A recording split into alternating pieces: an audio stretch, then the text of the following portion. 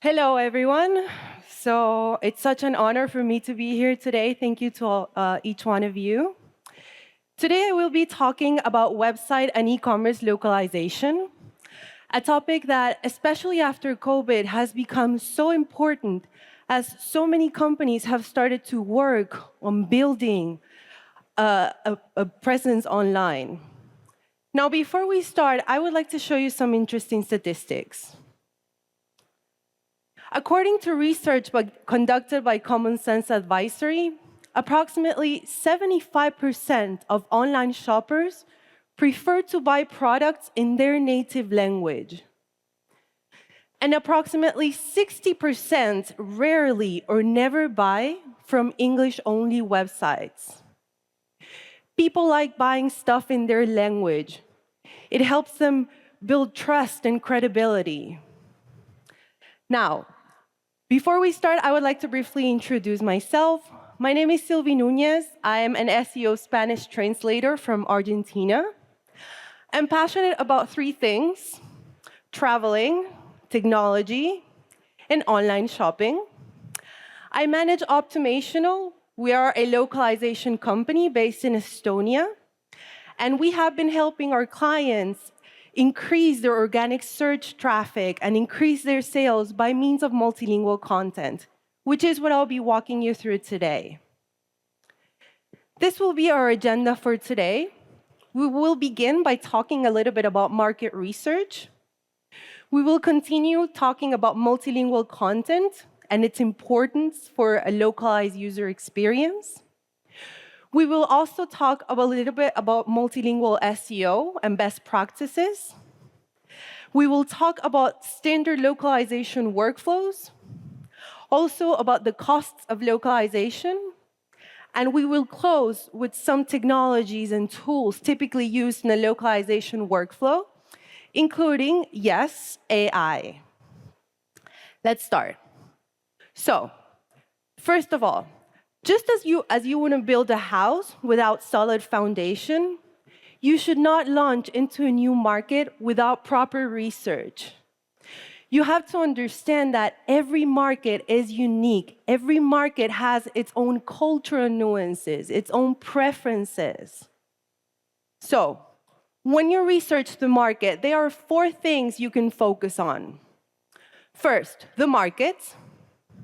Second, the audience, the product fit, and the competition. When you focus on the market, you can focus on its size, on its growth potential, on economic stability. When you focus on the audience, you can focus on their pain points, on their buying habits, on the best ways and channels to reach those audiences. When you focus on the product fit, you can focus on the demand, on whether pricing is in line with what clients are willing to pay. And when you focus on competition, you can focus on their strengths, on their strategies, on their weaknesses. Now, there are many resources you can use for your research, from market research tools like Ubersuggest or SEMrush. Maybe your own website and social media statistics to see from where you're already receiving organic search traffic, in what languages. You can even use AI. But you have to remember that research reduces risk. So the more you know about where you're going and who you're targeting, the better you can plan. Now, on this QR code, you will find a localization template that we usually use with our clients. There are also tons of free templates out there, but I strongly suggest that you document your localization strategy. This document will help you plan your work, set your priorities, and improve your strategy over time. Okay, and now let's talk a little bit about multilingual content. So, when you adapt your content for the local culture, for the local language, and the local context, you are showing your audience that you care about them, that you care about their needs and their interests. And in turn, This also helps with search engine visibility because your content is considered relevant, because you're providing a better user experience. Now, there are many different strategies you can use to produce multilingual content, but today we will focus on two: translation and localization.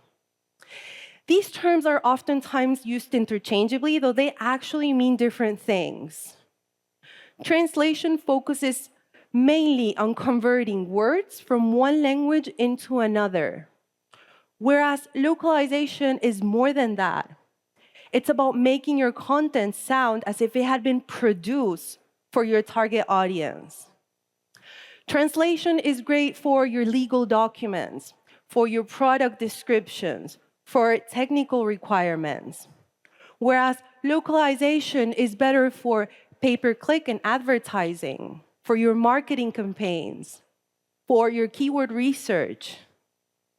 Now, if you want to provide a localized user experience, you have to bear in mind that in addition to language, there are other things you will need to take into account. For example, numbers change from one market to the other, currencies, units of measurement, the format of date and time. Even visual elements like emojis or like colors can mean different things. Let me share an experience with you. So a while ago, a client of ours, they had an e-commerce that sold used cars. They wanted to expand from the United Kingdom to Spain, and they needed help localizing car descriptions.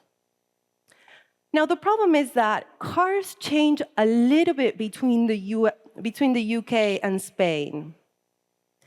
And not just in terms of visual or technical aspects, but also in terms of currencies and units of measurement. So imagine if a user from Spain opened this car description and saw a steering wheel on the other side, or saw currencies in pounds. This user would probably not stick around. Okay, and now let's change topics. Let's talk a little bit about multilingual SEO. So, I often see that many clients spend a lot of time and effort on a strategy for their primary language, but not for their localized versions. But you have to keep in mind that multilingual markets, international markets, are nearly untapped. Most content is in English. So localizing your content can lead to a big traffic opportunity. Not sure if you know this guy. This is the marketing guru, Neil Patel, for me. He said it. He said, there are more opportunities in global markets, which is why you need to start following the trend of international SEO. Now, some of the best practices include, first, keyword research. Conduct keyword research for every market and every language. And not just in terms of different languages, but also within the same language. For example, let's say if a person from the US wanted to buy this piece of clothing, they would probably type on Google something like, buy sweater. Now, if a person from Australia wanted to buy the same piece of clothing, they would probably type on Google something like, buy jumper. So, if you want to sell in the US and in Australia, and you do not localize your content, you may be missing out on great opportunities. So this is what Google Trends has to say. As you can see, the number of searches in the United States is significantly higher for sweater than jumper. And it's quite the opposite in Australia. Okay, second SEO practice we will talk about today include localizing your website attributes, title tags, headings, meta descriptions, your URLs. And remember to optimize these things with the keywords that you've identified. Third best practice, include link building. So Google wants to see relevant, high-quality links. So you will need to do research and identify which pages are more appropriate for you, whether in local blogs, news, forums, whether in social media, business or industry-specific directories, company reviews. But make sure that you do research. Just like the time and effort you put into building links for your local pages, local language website, you will need to do the same for your localized site. And the last practice we will talk about today includes updating your internal and your external links. Make sure that your internal links point to the new localized version. And make sure that your external links point to local sites in the local language. This will not only streamline navigation for users, but it will also signal to search engines that your content is appropriate. Okay, and now let's move on to a new topic, localization workflow. The workflow typically used in localization will basically come down to two things: the company's budget and the company's goals. Now, this is what a standard localization workflow looks like. First, we have machine translation. This is followed by a localization and proofreading, which is done by a human expert. And third, the testing and QA. Now, let's see each step in detail. Machine translation. To machine translate or not to machine translate, that is the question. Now, the problem with machine translation is that even though the results are pretty good, especially in some languages, they almost always contain errors. And if someone is reading your content and they start spotting these errors, maybe they won't stick around, or they will associate these errors with your brand. So, ideally, if you're using machine translation, have another step of a human editing. Now, let's say that this is not possible. Human editing is not possible, perhaps due to lack of budget or time constraints. Then, machine translation may be better than no translation at all. But if you use machine translation, let your audience know. Let them know that the content they will read is machine translated. Let me show you two examples. So Airbnb. When you open an Airbnb listing, you see this pop-up that says, this symbol shows when content from hosts and guests has been automatically translated. And here is the symbol in context. What this pop-up and what this symbol are doing is basically protecting Airbnb and the host from any issues in the machine translation output. And this is an example I recently added. I was trying to order food in Glovo here in Bulgaria, and everything was in Bulgarian. I was so frustrated. And I'm vegetarian, so I can't just follow what the picture says. I can't trust the pictures. But then I found the magic button. What that button did was that it showed me everything in English. That was machine translation. I knew it wasn't perfect, but it was good enough for me to be able to buy my food. So there are different techniques you can use, but make sure you let your audience know, make them aware that the content they're reading is machine translated. Okay, now, on this QR code, you will find a guide that we have created for e-commerce using machine translation. It includes insights, strategies from other companies, tips. So I hope you find it useful. Okay, now, the second step of the workflow that we discussed is the localization and proofreading. We mentioned that this is performed by a human expert. Now, I have 3 pieces of advice about this topic. First, work with professional translators or with a translation agency. Don't resort to the bilingual colleague or to the bilingual friend. They will be a great asset. They can help you give feedback to translators. They can help you make sure that the translations stick to your brand's voice, but avoid involving them in the linguistic process. Especially when you're starting to give your brand a voice in a new language, it's important to sound as natural as possible and to be proficient, which is what translators specialize in. Second piece of advice, use language resources like style guides with your brand's voice preferences, like glossaries with preferences about certain terms or information about certain terms, like briefs or summaries for translators with context about the content they're translating.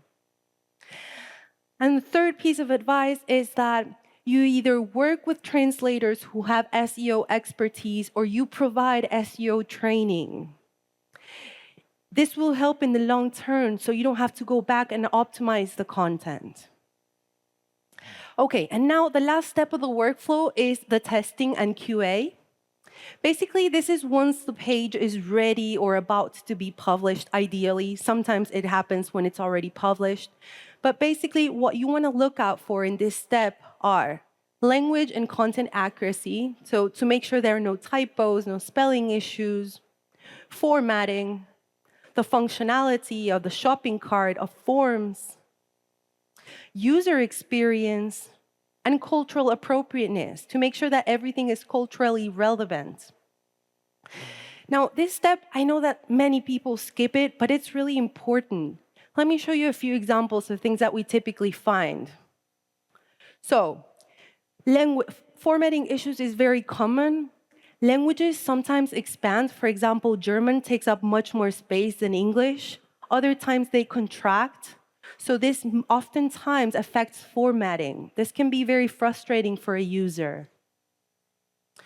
Partial translations. This is very common because there's not a centralized translation system or because content is dynamically changing.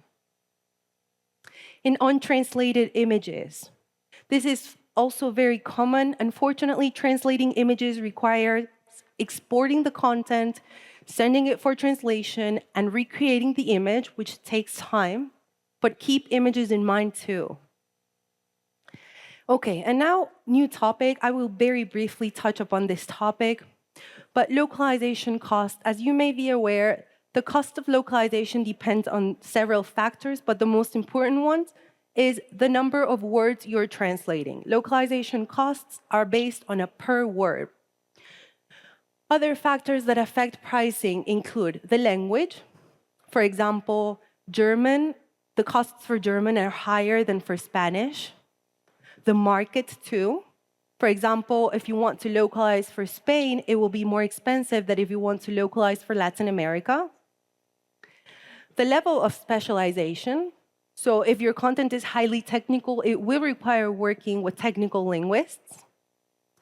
And finally, the turnaround times. So if you need a very urgent project, this may require relocating resources, expediting processes. As a very rough estimate, a translator can produce about 2,000 words per day. Now, a suggestion I always like to give to my clients is that you combine workflows. What do I mean by this?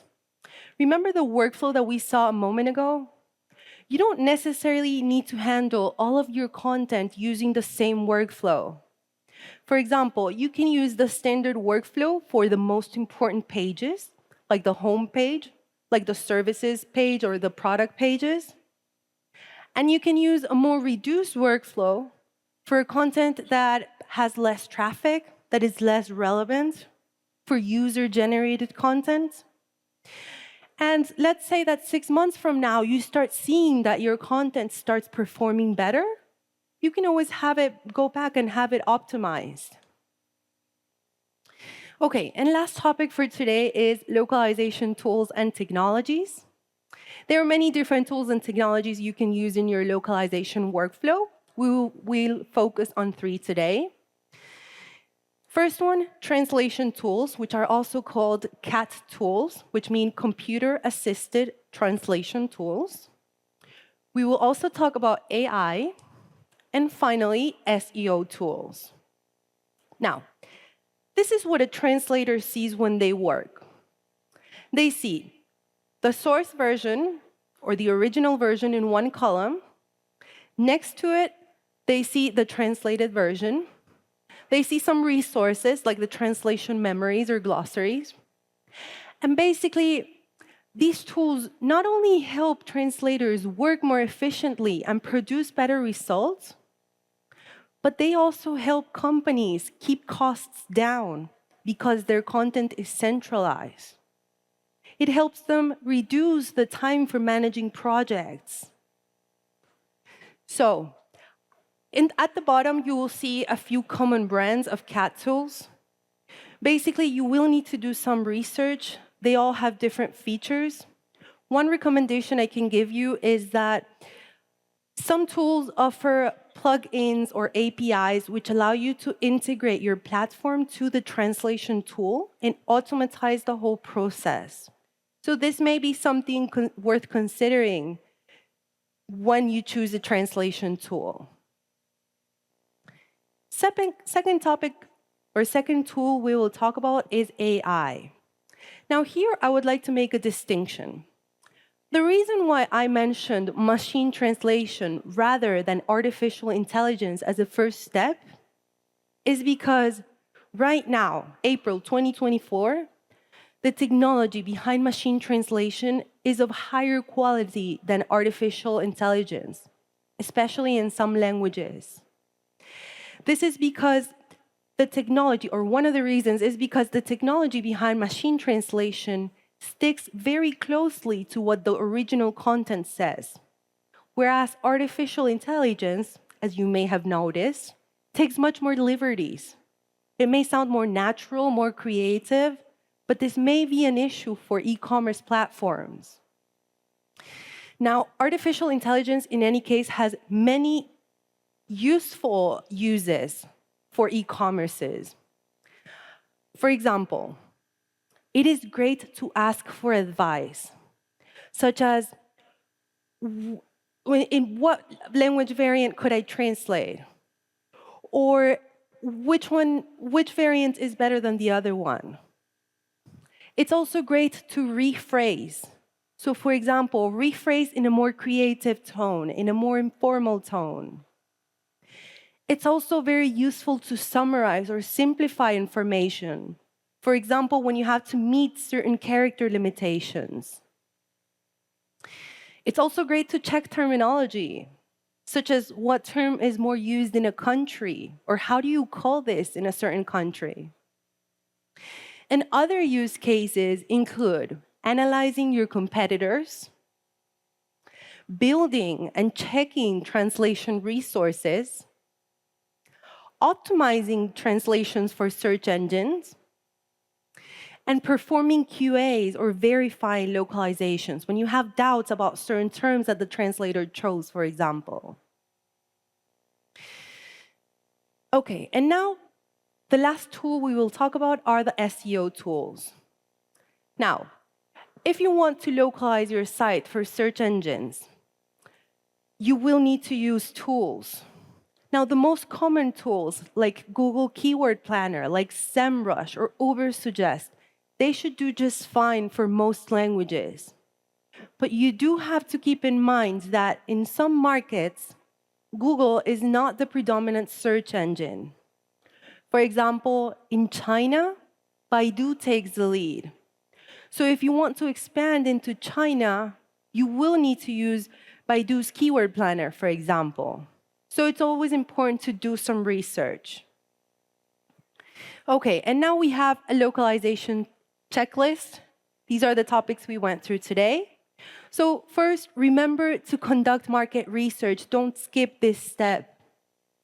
Also, make sure you create local content for the local audience. Make sure that you optimize this content with search engine optimization. Design a localization workflow, and remember you can keep a flexible approach. Estimate the costs and timelines based on your needs. And finally, define which tools you will need on your localization workflow. And with this, I have come to the end of my presentation. If you have any questions, that's the QR to my LinkedIn. I'm always happy to connect. I'm happy to answer any questions. I'm passionate of the topic. So thank you so much to everyone.